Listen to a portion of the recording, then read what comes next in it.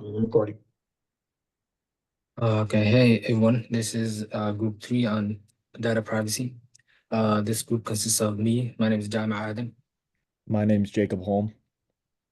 My name is Obehi Obede. My name is Deborah McConan.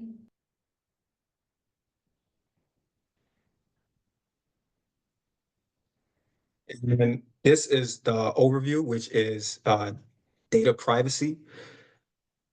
We looked into how data privacy is a growing issue with the new technology that's being used daily.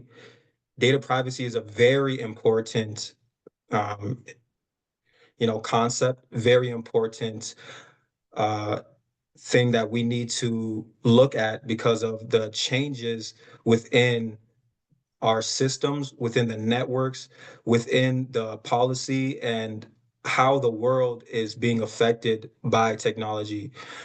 We looked in how privacy laws and companies are trying to keep up with the growing technology, with how networks are being breached on a daily and how sensitive information might be getting hacked into and being used for, things that are not secure. Also, we focused on how tech threats and human errors contribute to these threats, contribute to the loss of information and data. And we researched how breaches happen and what happens after they do get breached. What we really wanted to know is how businesses are adapting to these changes and how businesses are preventing data from being stolen, figuring out what is working, what's not, and what needs to change.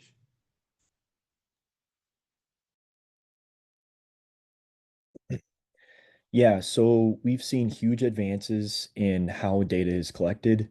So technologies like biometric identification, facial recognition, IoT sensors, and AI-powered analytics now allow organizations to collect massive amounts of personal data, um, more than ever before. And these tools are useful for things like personalized services, smart home devices, and even healthcare, but they also raise serious concerns about privacy. And in response, governments have started enacting new privacy laws to help protect consumers.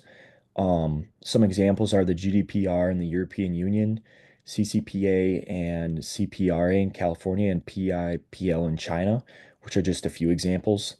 These laws focus on key principles like user consent, data transparency, and accountability for how data is used. However, there's still a major issue. The pace of legislation doesn't match the pace of technology, so these laws are often written in response to problems that already exist instead of anticipating future ones. So what this does is it creates gaps in regulation where new technologies are being used before proper legal oversight is in place. And during that time, people's data can be at risk.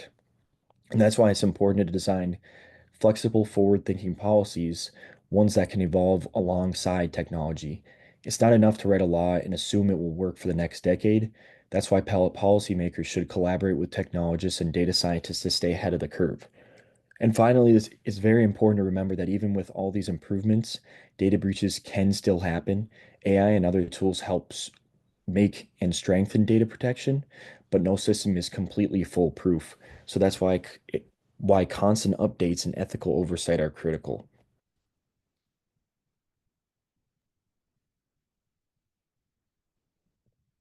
Now that we understand the type of privacy laws are being put into place to prevent these data breaches, we have to understand the types of breach methods that are warranting these laws in the first place.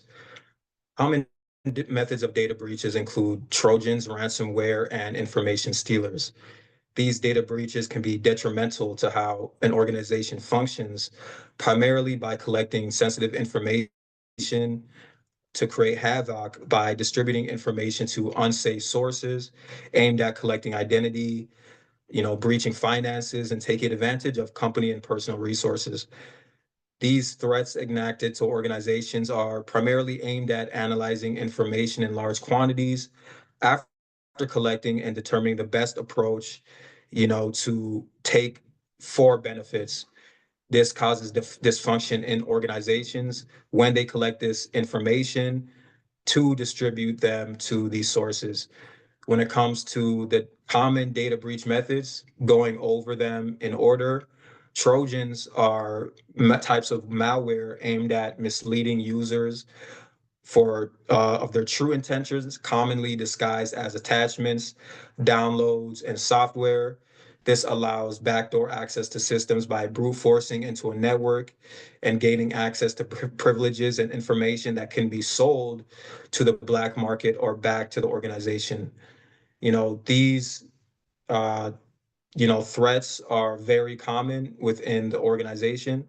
And now, when it comes to ransomware, ransomware is another common type of threat, which is basically a software that somebody can download, which locks up their system.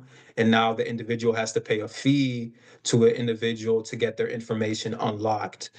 Now, the next one, information stealers, are basically just anything that the threat can use to collect sensitive information, taking this information to sources that now use this information to come up with other types of ways to phish and get financial benefit or personal resources.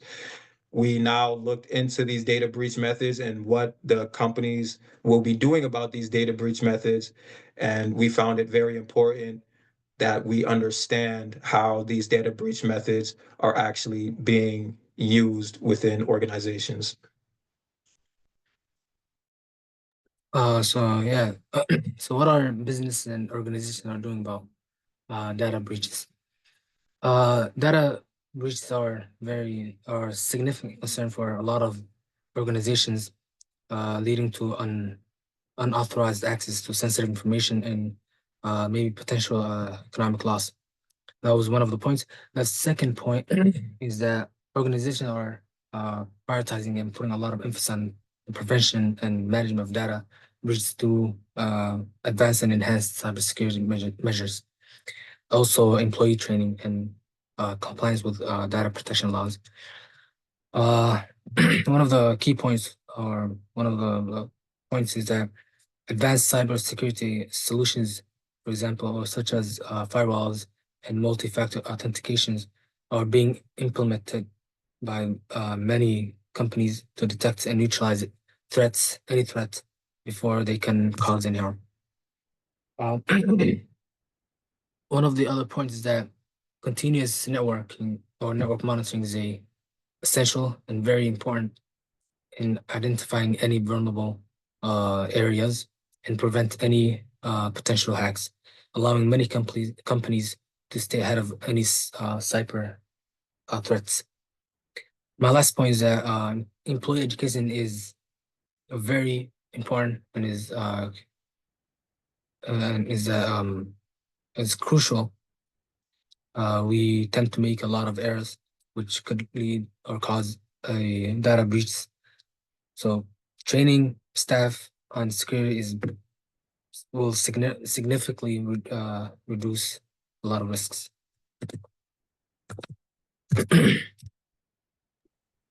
So, in conclusion, we've learned that data privacy laws do exist, but they often fall behind because technology changes really fast.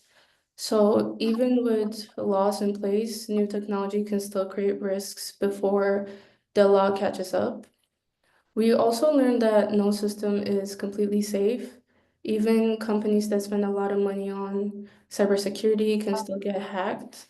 That's why it's really important for every organization to have a strong plan and not just to stop attacks, but also to deal with them quickly when they happen. Preventing data breaches is obviously important, but what matters just as much is how fast the company reacts and how clearly they talk to people when something goes wrong. If they're slow or try to hide it, people might lose trust. We also saw that the companies that take privacy seriously, monitor system, and follow the rules end up being more trusted by the public. So moving forward, it's not just about having a strong security, but it's also about staying updated and understanding how tech and policy works together to keep people safe.